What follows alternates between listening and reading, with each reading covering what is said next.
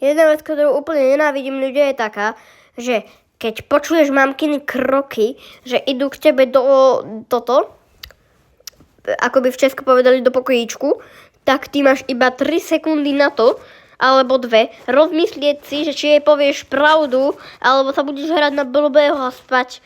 Pretože toto sa mi stalo raz v minulom akože týždni a ja si pozerám YouTube v 3 ráno, pozerám, že koľko mám odberateľov, 13. A zrazu počujem mamkine kroky. Ja sa skoro akože fakt, ja dostanem záchvat, pretože akože kto mi nedostal a zrazu otvoria sa dvere. Ja mám záchvat z kokot všetkého. Smiechu, plaču, všetkého úplne. A zrazu sa dvere zatvoria.